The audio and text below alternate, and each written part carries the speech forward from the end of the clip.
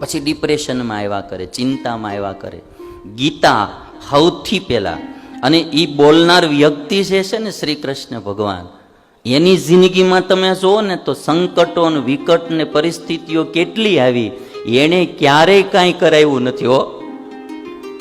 એ 24 કલાક મોજમાં જ રહ્યા છે હરેક પરિસ્થિતિમાં. અને એ જ માણા ગીતા જેવો ઉપદેશ આપી શકે, બીજાનું કામ પણ, બીજાને આ સમજાય પણ નહીં.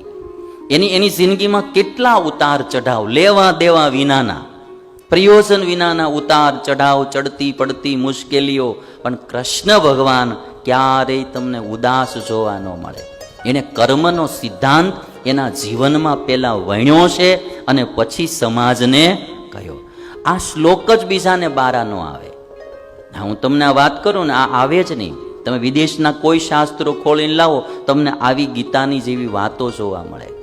એ રામાયણ કે ભાગવતના અમુક શ્લોકો છે, એ તમને દુનિયામાં એનો જોટો જોવા ન મળે.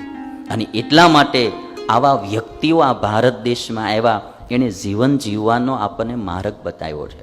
ગીતા કે છે આજે સાસુ વહુ હોય તો એમાં બી બધાને એમ મારે આવું બા મળ્યા, ભાગ સમજવાના. આપણે આપણું કર્મ કરી જાઓ, આપણે એની ભાવથી સેવા કરી જાઓ. એ પણ કાંઈ ગણકારતા જ નથી ને એને કાંઈ કદરે નથી થાય. હા, ક્યારેક અમુક મગ કવડું આવી ગયું, સીટીયું થોડી વધારે વગાડવી પડે એમ, પણ એને એમાં છોડી ન દેવાય. હા, ક્યારેક કોઈ માણસ એક વાર નહીં તો 2 વારે 3 વારે 4 વારે માણસ સારે માર્ગે આવશે. કર્મ છોડવું નહીં. કૃષ્ણ ભગવાન 2 વાત કરે, કર્મના ફળની બહુ ઈચ્છા રાખવી નહીં, કર્મ કોઈ દી છોડવું, નિષ્કામ ભાવે કર્મ કરો. અર્જુને પૂછ્યું કે આવી ક્ષમતાવાળી બુદ્ધિ હોય એના લક્ષણ કયા? સ્થિત પ્રજ્ઞસ્ય કા ભાષા, સમાધિસ્થસ્ય કેશવ, સ્થિતધિ કિમ પ્રભાષેત, કિમાસીત વ્રજેત કિમ. આ એક શબ્દ મારે આજે આપણે વિવરણ કરીએ. અર્જુન પૂછે છે કે સ્થિત પ્રજ્ઞસ્ય કા ભાષા. ભાષા એટલે લક્ષણ. સ્થિત પ્રજ્ઞ પુરુષનું લક્ષણ શું?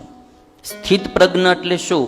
કે સ્થિતા પ્રજ્ઞા યસ્ય સહ ઇતિ સ્થિત પ્રજ્ઞ. સ્થિતા એટલે સ્થિર છે, પ્રજ્ઞા એટલે બુદ્ધિ. જેની બુદ્ધિ સ્થિર થઈ ગઈ છે એને સ્થિત પ્રજ્ઞ પુરુષ કહેવાય. સ્થિતા પ્રજ્ઞા યસ્ય સહ ઇતિ સ્થિત પ્રજ્ઞ.